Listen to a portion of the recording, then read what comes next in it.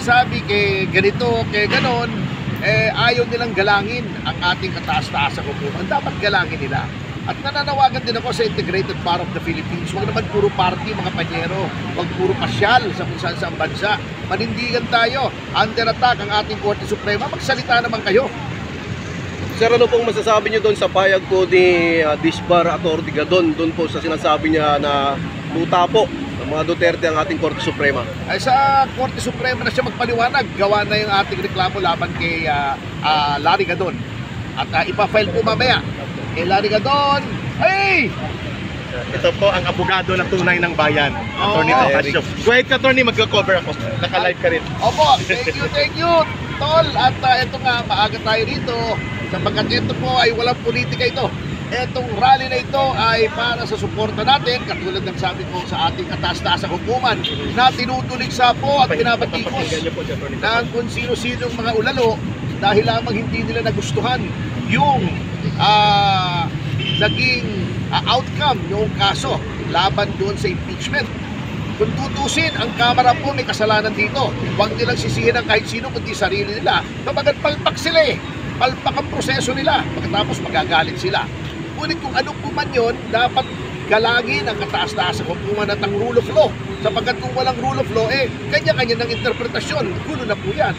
Nananawagan nga po rin ako sa ating mga senador na huwag niyo na pong gawing platform to sa inyong mga makasariling agenda.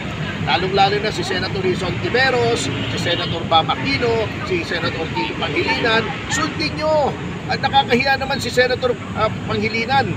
Kung abogado siya, hindi niya susundin. Di bali siguro si Senator Bam, si Senator Ontiveros. Kumbaga, patawarin nyo sila, hindi nila alam ang kanilang ginagawa. Ngunit si Senator Pangilinan naman, at saka payo ko rin po sana, kung hindi naman sana ikagagalit ni Senator Tito Sotto, may kasabihan po sa Batangas, ang naniniwala sa sabi-sabi, walang awa sa sarili. Huwag na kayong makinig doon sa legal luminary. Ang legal luminary, quote-unquote, na nagsasabing huwag kayong sumunod sa Korte Suprema, hindi po legal luminary yan. Bulan luminary yun. Mga kababayan, tanungin ko lang si Atty. Topacio. Thank you sa mga fellow live stream and social media practitioner. Atty. Topacio, bakit kailangan pong magkaroon ng panawagan ngayon ng taong bayan na idulog sa Korte Suprema ang pagdidisiplina dito sa mga walang galang sa naging desisyon ng Korte Suprema? Gaano kahalaga ito sa interes ng ating bayan sa tinatawag po ninyong rule of law? Ay, unang-una po bilang isang officer of the court, sapagkat lahat po ng miyembro ng Philippine Bar, mga abogado, ay mga officers of the court. Bilang officers of the court, katungkulan po namin ay pagtanggol ng dignidad at integridad at ang reputasyon ng kataas-taasang hukuman laban sa mga tumutuliksa sa kanya at nag-criticize unfairly. Alam niyo po, hindi naman po masamang pumuna. May freedom of expression po tayo na garantisado ng ating Bill of Rights. Ngunit, hindi po ibig sabihin may freedom ka, it is unbridled freedom. Lahat po ay may hangganan kapag yan po ay nagpo-cross na ng line between legitimate criticism and personalities, insult, scurrilous libel, yung paninirampuri na katulad ng sinasabing kaya daw nanalo puro appointee ni Duterte. Yung hindi nga appointee ni Duterte nakisama. Ganoon katindi ang pagkakamali ng Kamara na kahit yung ka-appoint lang ni Pangulong Marcos ay kumampi sa majority ng Supreme Court. Correct.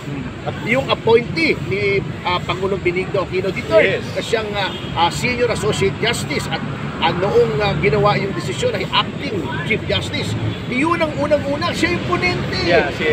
Yung mga nagsasabi ng mga ganito, ganoon laban sa Korte Suprema, they do not know how the court works. At mamaya po ipapaliwanag natin. Alam niyo po, kung may time kayo, ganito po kasi yan. Para maliwanagan ng iba kasi yung iba dyan, hindi abogado. Hindi naman natin sinasabi porket hindi abogado, hindi na pwede pumuna. Ngunit, siyempre, huwag naman ninyong sabihin mas tama pa kayo kaysa sa 13 maestrado. Number 2, yung mga nagsasabing ganito, ganon, tuta ni Duterte, they do not know how the court works. Baka kung abogado man sila, they have not been to the Supreme Court. They have not argued before the Supreme Court. Ganito po yan, para mapaliwanag ko. Kapag may isang kaso po, yan ay ina-assign sa isang ponente. Yan. Yung ponente niyan ay gagawa ng isang ponensya na sa tingin niya yun ang tamang desisyon. Hindi pa po yun ang final, draft pa lang po yun. Yan po ay sinisirculate sa lahat ng mahistrado. Kung ikaw ay sang-ayon, ikaw ay magko-concur. Kung ikaw ay hindi sang-ayon, ikaw ay magdi-dissent. Kung yung draft ng ponente ay mas marami ang nagdi-dissent, yun ay magiging minority opinion. Yung majority na hindi sumasang-ayon doon sa ponensya, sila among themselves, may mag-a-assign ng isang tao who will write then the new majority opinion. The mere fact na yung original ponente na nagsulat ng ponensya, walang tumutol doon at yun ang naging majority at in fact unanimous decision, ibig sabihin, from day one, antimano, walang tumutol doon sa kanyang ginawang ponensya. Okay. Ibig sabihin yun ang tama. Attorney, may pangalawang tanong namin sa iyo. Hindi daw legal decision ang ginawa ng Korte Suprema. Sabi ng mga kritiko, ito daw ay political decision na nag-a-absolve kay Sara bagamat walang deklarasyon ng absuelto siya. Naniniwala pa kay attorney dito na political decision na ginawa ng Korte Suprema? Basahin muna nila yung 97-page decision pati yung mga concurring opinions. Hindi po ina-absolve. In fact, napakaklaro po ron. Meron pang mga ibang avenues for redress. Yung mga nagsasabing may kasalanan si Vice President Sara Duterte na hindi po foreclosed, ibig sabihin hindi nasarhan yung mga avenues na yon. Pwede silang pumunta sa ombudsman, pwede silang mag-file ng admin, etc. Ang pinigil lang po ay impeachment. Bakit pinigil ang impeachment? Sapagkat defective po. Hindi ko sinasabing mga mukha ng mga prosecutors ang defective, katulad ni Luistro, ni De Lima, ni Kapunan. Wala po akong sinasabing mga pagmumukha nilang defective. Klaro po yan. Yung ginawa po nilang articles ang defective. Okay, klaro. So hindi ito political decision, it is correctly legal and constitutional. Opo, paano hindi magiging legal yan? Kataas-taas ang hukuman. Claro. Ano bang hindi nyo naiintindihan sa Supreme Court? Yung Claro. Supreme o yung Court? Attorney, maraming salamat. Baka ang ibang kasama ko may Opo, tatanong. opo. We're happy that you initiated this. Gusto ng taong bayan ng tinatawag nating attorney na silent majority ay magkaroon din ng boses Ay, hindi over po. the bully minority.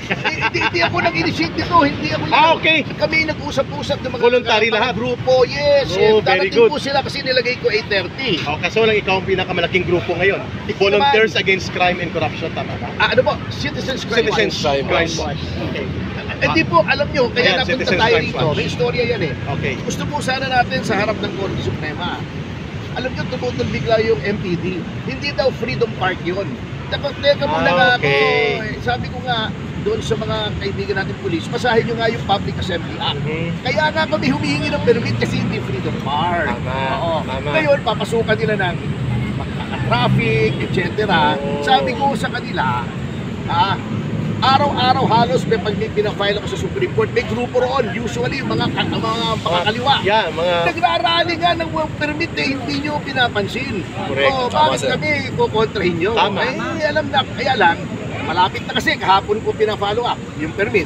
Eh, mahirap makipag-argumento, baka hindi pa matuloy. Sabi ko, Freedom Park na lang. At nagpapasalamat Kaya dito nga ako tayo. kay Mayor Isko Moreno. Yeah. At saka kay the Honorable Levi Facundo, yung chief ng Chief. permits, na sinabi niyang, Sir, Freedom Park na lang. Hindi nyo kailangan ng permit, wala kami magagawa. Basta dumating na lang kayo. Makipag-coordinate lang kayo sa traffic mo para hindi magkaroon ng traffic. But there will be symbolic action of the Supreme Court still? Opo, magpa-file pa rin po tayo. Okay, pupunta pa rin. At pag-usapan po natin yan. Okay. So kaya pala nandito tayo. Opo. Okay, maya-maya po may brief program dito. Bigyan mo na ng pagkakataon natin si Atty. Topacio na makapagpahinga, no? Ang ibang gusto magtanong din kasi aayusin natin ang ating programa Tama po. habang nag-aantay yung iba. Ang iba nagla-live na rin po. Maraming salamat at nandito ang thank you po. social media na